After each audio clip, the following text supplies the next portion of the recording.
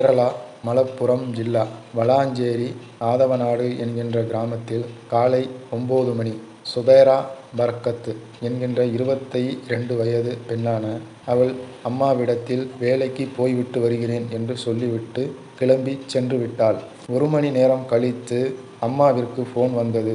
உங்க மகள் இன்னும் வேலைக்கு வரவில்லையே, இன்றைக்கு லீவு போட்டு விட்டார்களா என்று கேட்டார்கள். அதற்கு வழக்கம் போல 9 மணிக்கே வீட்டை விட்டு கிளம்பி விட்டாலே, இந்நேரம் அங்கு வந்திருக்க வேண்டுமே என்று அம்மா சொன்னார்கள். சில நேரம் பஸ் லேட்டாயிருக்கலாம், வருவாங்க என்று போனை கட் பண்ணிவிட்டு உடனே மகளுக்கு போன் செய்து பார்த்தார்கள். போன் ரிங்காகுது, போனை அட்டன் பண்ணவில்லை. வீட்டு வேலையில் மும்மரமாக இருந்தவர்கள் அதை கெம்பாமல் திரும்ப வீட்டு வேலையிலே ஈடுபட்டு கொண்டிருந்தார்கள். பிறகு ஒரு அரை மணி நேரம் கழித்து திரும்பவும் போன் செய்து பார்த்தார்கள் மகளுக்கு. அப்போதும் போன் பெல் அடிக்குது, அட்டன் பண்ணவில்லை. உடனே அந்த அம்மா ஒரு ஆத்திர அவசரத்துக்கு போன் செய்தா, இவள் இப்படித்தான் போனை எடுக்க மாட்டாளே அப்படின்னு சொல்லி புலம்பிக் கொண்டு வீட்டு வேலைகளில் ஈடுபடுறாங்க. பிறகு கொஞ்ச நேரம் கழித்து மனசு தாங்காமல் திரும்பியும் ஃபோன் பண்ணும்போது அந்த ஃபோன் சுவிட்ச் ஆஃப் என்று வருகிறது.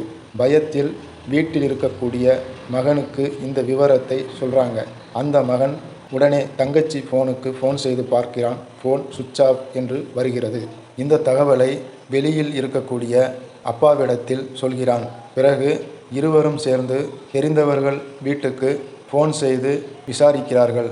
விசாரிக்கும்போது அங்கு வரவில்லை என்று தகவல் வருகிறது. இந்த விவரம் சொந்தக்காரர்களுக்கு மத்தியில் பரவுகிறது. பிறகு ஊர்க்காரர்கள் மத்தியிலும் பரவுகிறது. வேலைக்கு போய்விட்டு வருகிறேன் என்று சொல்லி போன பெண் வேலை செய்யும் இடத்தில் போகவில்லை, பிறகு எங்கேதான் போனார்கள் என்று அனைவரும் தேடத் தொடங்கினார்கள். அப்படி தேடத் தொடங்கும்போது பஸ்ஸில் ஏறினார்களா இல்லையா என்று பஸ் கண்டக்டரிடம் கேட்கும்போது பஸ் கண்டக்டர் எங்களுடைய பஸ்ஸில் இன்றைக்கு ஏறவில்லையே என்று அவர் சொல்லிவிட்டார். இப்படி அங்கும் இங்கும் ஊர்க்காரர்கள் சொந்தக்காரர்கள் எல்லோரும் தேடி எங்கும் கிடைக்காததினால் வலாஞ்சேரி போலீஸ் ஸ்டேஷனில் மார்ச் 10ஆம் தேதி சாயங்காலம் கம்ப்ளைண்ட் கொடுத்தார்கள். மிஸ்ஸிங் கம்ப்ளைண்ட் கொடுத்தார்கள். போலீஸ் அதிகாரி முதல் கட்ட விசாரணையாக விசாரித்தார்கள். ஊர்க்காரர்கள் சொந்தக்காரர்கள் முதலில் எப்படி விசாரித்தார்களோ அதேபோல் போலீசார்கள் விசாரித்து பார்க்கும்போது எந்த தகவலும் அவர்களுக்கு கிடைக்கவில்லை. அப்படி கிடைக்காத பட்சத்தில் அவர்களுடைய வீட்டிலிருந்து போகும் வழியில் எங்கேயாவது கேமரா இருக்கின்றதா என்று போலீசார் தேடி பார்க்கும்போது 2 வீடுகளில் கேமரா பொருத்தப்பட்டிருக்கிறதை கவனிக்கிறாங்க. அந்த வீட்டில் இருந்து 100 மீட்டர் தள்ளி ஒரு வீட்டில் கேமராவும் 300 மீட்டர் தள்ளி ஒரு வீட்டில் கேமராவும் இருக்கின்றது. அப்போ முதல் வீட்டில் அந்த கேமராவை பரிசோதனை பண்ணி பார்க்கும்போது அந்த கேமராவில் இந்த பெண் 9:05க்கு நடந்து போவதை பார்க்குறாங்க. நீலக்கலர் சுடிதார் போட்டுக்கொண்டு மாஸ்க் அணிந்து கொண்டு மொபைலை கையில் வைத்தவாறு நடந்து போகிறதை அந்த கேமராவில் பதிவு செய்யப்பட்டிருக்கிறது. 2வது கேமராவில் இருக்கிறார்களா என்று போலீஸ் பரிசோதனை செய்து பார்க்கும்போது 2வது கேமராவில் இந்த பெண் தென்படவில்லை, வரவில்லை. இதற்கு இடையில் ஏதாவது வழி இருக்கிறதா என்று பார்க்கும்போது எந்த வழியும் இல்லை. அங்கு புதிய மனிதர்களோ புதிய வாகனங்களோ அங்கு வந்திருக்கிறதா என்று பார்க்கும்போது எதுவும் இவர்களுக்கு தகவல் கிடைக்கவில்லை. அப்போது இவர்கள் எங்கேதான் போனார்கள் என்று போலீஸும் ஊர் தரப்பினரும் தேடி பார்த்தார்கள். எங்கேயுமே கிடைக்கவில்லை.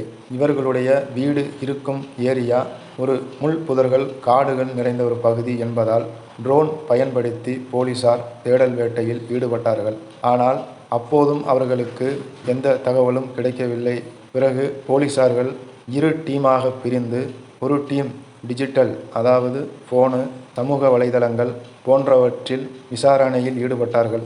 2வது டீம் ஊர்க்காரர்களிடத்தில் கொஸ்டின் விசாரிப்பது, சொந்தக்காரர்களிடத்தில் விசாரிப்பது போன்ற வேலைகளில் ஈடுபட்டார்கள். அப்போது ஊர்க்காரர்களிடத்தில் விசாரிக்கும்போது எந்த விதமான விவரமும் அவர்களுக்கு கிடைக்கவில்லை. அதேபோன்று ஃபோன் அழைப்பு புதியதாக வந்திருக்கிறதா, அப்படி 3 மாதத்தினுடைய ஹிஸ்டரி எடுத்து பார்க்கும்போது புதியதாக எந்த அழைப்புகளும் இல்லை. வழக்கம்போல் அம்மா, அப்பா, அண்ணன், சொந்தக்காரர்கள் இவர்களுக்குத்தான் அழைப்பு வந்திருக்கிறது, போயிருக்கிறது. புதிய எந்த அழைப்புகளும் இல்லை. அதேபோன்று ஃபேஸ்புக், வாட்ஸ்அப், இன்ஸ்டாகிராம் போன்ற இதிலும் இவர்களுக்கு தவறுதலாக எந்த ஒரு மெசேஜும் வந்ததில்லை என்பதையும் கண்டறிகிறார்கள் போலீசார். அப்போது இந்த பெண் எங்கேதான் போனார்கள் என்று போலீசார் சல்லடை போட்டு தேடிக்கொண்டிருந்தார்கள். பிறகு இந்த பெண் ஏற்கனவே திருமணமாகி 3 வருடங்களாக வீட்டில் வந்து இருக்கிறாள். ஊர் தரப்பிலிருந்து ஊர்க்காரர்கள் சிலர் என்ன சொன்னார்கள் என்றால், இந்த பெண் யாரையோ லவ் பண்ணி வீட்டை விட்டு ஓடிவிட்டாளா என்றும் பேசிக்கொண்டார்கள். அப்போது முதலில் சொன்னவாறு புதிய நபர்களோ ஃபோனிலோ மெசேஜ்களோ தவறுதலான ஒரு மெசேஜோ அந்த மாதிரி எதுவும் இல்லை என்பதை போலீஸார் உறுதி செய்கிறாங்க. இந்த பெண் எங்கே தான் போனார்கள் என்று 20 நாளாக தேடிக்கொண்டிருக்கிறார்கள். போலீஸ் குண்டுச்சட்டியில் குதிரை ஓட்டுகிறது.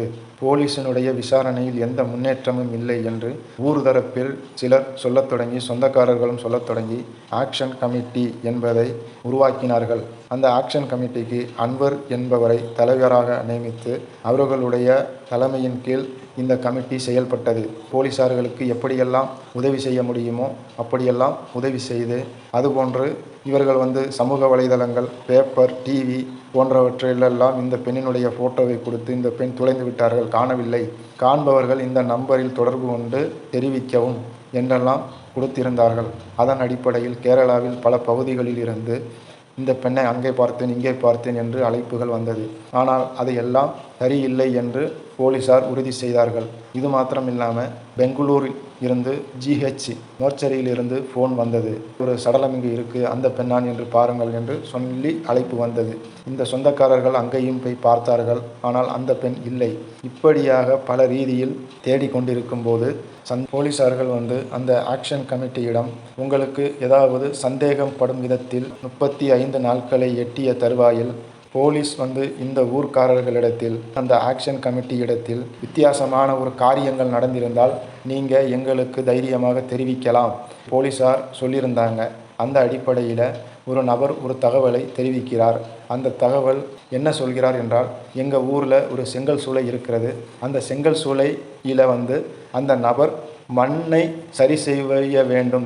அடுத்து மழைக்காலம் வரப்போகிறது, மே பகுதியிலிருந்து இப்போதே சரி செய்து வைத்தால் பிறகு தண்ணீர் கட்டி நிற்காது என்று சொல்லி JCBயை கொண்டு மண்களை சரி செய்தார். அதை இந்த பெண் காணாமல் போனதுக்கு முன்னாடியா பின்னாடியா என்பது எனக்கு தெரியலை. ஆனால் இப்படி ஒரு சம்பவம் அந்த இடத்தில் நடந்தது என்று இந்த நபர் ஒரு தகவலை தெரிவிக்கிறார். தெரிவித்த உடனே அந்த நபர் யார் என்று விசாரிக்கும்போது அந்த நபர் அன்வர் என்பவர். இந்த ஊரில் அன்வர் என்பவர் மிக பெரும் ஒரு முக்கியமான ஒரு புள்ளி. அதாவது பணக்காரர் இல்லை, ஆனால் ஊருக்கு எல்லோருக்கும் தெரிந்தவர். கொரோனா காலமாக இருக்கட்டும், வெள்ளப்பெருக்கு காலமாக இருக்கட்டும், ஓடி உதவி செய்யக்கூடிய ஒரு நபராக திகழ்ந்தார். மக்கள் செல்வாக்கை கொண்டிருந்தவர்.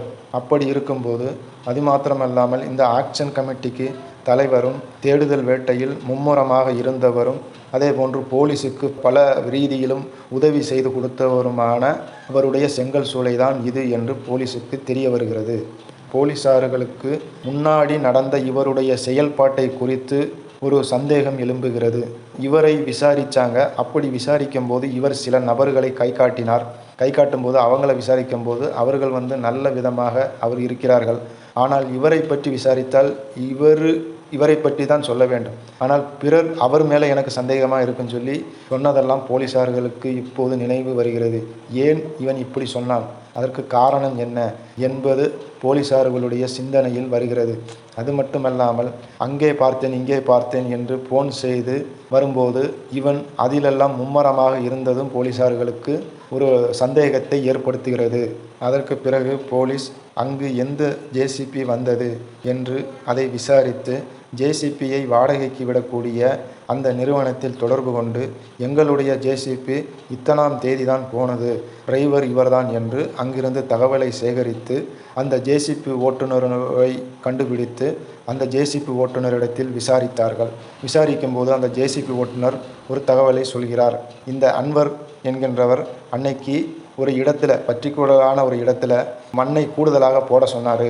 அங்கே கோழி வேஸ்ட் இருக்குது, பன்னி செத்து கிடக்கு, அப்போ அது நாற்றம் வரும், கூடுதலாக மண்ணை போடுங்க அப்படின்னு சொன்னார் அப்படின்னு சொல்லி போலீஸிடத்தில் இந்த JCB டிரைவர் சொல்கிறார். இதையெல்லாம் போலீஸார்கள் கருத்தில் வைத்து ஒரு 80% இவனாக இருக்கத்தான் வாய்ப்பு இருக்கிறது என்று போலீஸ் மனதில் படுகிறது. JCB டிரைவரை விசாரித்ததுக்கு பிறகு இதை எப்படி விசாரிப்பது? இவர் ஊருக்கு அறியப்படக்கூடிய ஒரு முக்கியமான நபராக இருக்கிறார். ஆனால் இதற்கெல்லாம் நமக்கு ஆதாரம் இல்லை. ஆதாரம் இல்லாமல் எப்படி இவர் மீது சந்தேகப்படுவது? அப்படி சந்தேகப்பட்டு ஏதாவது ஒரு அசம்பாவிதம் நடந்துவிட்டால் ஊர்க்காரர்கள் மொத்தம் நம் மீது திரும்பி விடுவார்கள் என்று போலீஸ் தரப்பில் அப்படியும் சிந்தனை செய்கிறார்கள். அப்போது ஒரு முக்கியமான ஒரு 5-6 நபர்களை ஊரில் இருக்கக்கூடியவர்கள் இடத்தில் இந்த தகவலை சொல்லும்போது, அப்போ போலீஸ்காரர்களும் அவர்களும் சேர்ந்து ஒரு திட்டம் போடுறாங்க. என்ன அப்படின்னு சொன்னால், நம்ம எல்லா இடத்திலும் எல்லா விதத்திலும் தேடியாச்சு, இனி இந்த ஜேசிபியை கொண்டு வந்து அங்கே இங்கெல்லாம் நம்ம தோண்டி பார்ப்போம். அப்படி தோண்டி பார்த்து அங்கே கிடைக்கல இங்கே கிடைக்கல அப்படின்னு சொல்லி இவருடைய இடத்தில் கடைசியில் தோண்டுவோம், அப்போது என்ன நடக்கிறது என்று பார்ப்போம் என்று சொல்லி அந்த திட்டத்தின் பிரகாரம் அதே போன்று அங்கு தோண்டி இங்கு தோண்டி கடைசியில் இவருடைய இடத்திற்கு வரும்போது இவர் என்ன சொல்கிறார் என்றால், இங்கே தோண்ட வேண்டாம், நான் அன்னைக்கு தான் இதை சரி பண்ணேன், நீ சரி பண்ணுறதுக்கு ஒன்றும் இல்லை அப்படின்னு இவன் சொல்கிறான். அப்போது ஊர்ஜிதமாக ஆகிவிட்டது, இவன்தான் கொலையாளியாக இருப்பான், அல்லது இவன் என்ன செஞ்சான். அந்த 22 வயது மதிக்கத்தக்க கூடிய அந்த இளம் பெண்ணினுடைய சடலத்தை அங்கிருந்து கண்டெடுக்கிறார்கள் அழுகிய நிலையில். இந்த சடலத்தை எடுக்கும்போது 40 நாட்கள் ஆகிவிட்டது. அந்த இடத்திலேயே வைத்து பிரேத பரிசோதனை செய்கிறார்கள். ஊருக்கு நல்லவன் போல் வேடமணிந்து கொண்டு இந்த மகா பாதக செயலை ஏன் செய்தாய் என்று போலீஸ் அவனை கைது செய்து விசாரித்தது. இவன் இந்த கொலையை நான் செய்யவில்லை என்று போலீஸிடத்தில் சொன்னான். நீ செய்யவில்லை என்று சொன்னால் உன் இடத்தில் எப்படி இந்த பாடி வந்துச்சு அப்படின்னு போலீஸ் கேட்குறாங்க. யாரோ கொலை செய்துவிட்டு இங்கு மறைத்து வைத்திருக்கிறார்கள், நான் செய்யவில்லை என்று இவன் முதலில் மறுத்தான். போலீஸ் தரப்பிலிருந்து, நீ வாடகைக்கு ஜேசிபியை கொண்டு வந்தாயா, 11ஆம் தேதி தான் நீ கொண்டு வந்திருக்கிறாய், இதோ இதற்கான ஆதாரம், அதே போன்று அன்றைக்கு வந்த டிரைவர் ஒரு தகவலை எங்களுக்கு சொன்னார், இனி நீ மறைக்க முடியாது என்று சொன்னவுடனே ஒத்துக்கொண்டான். ஒத்துக்கொண்டு என்ன சொன்னான் என்றால், எனக்கு பொருளாதார தேவை இருந்தது, அதனால் இந்த பெண் அன்னைக்கு வேலைக்கு போகும்போது இவளுடைய நகையை பார்த்து எனக்கு ஆசை வந்துவிட்டது, அதனால் இவளுடைய வாயை பொத்தி பிடித்து காட்டுக்குள்ளே இழுத்து சென்றேன். அப்போது மூச்சு திணறி அவள் இறந்துவிட்டாள். அவளுடைய நகையை நான் எடுத்துக்கொண்டு வந்துவிட்டேன்.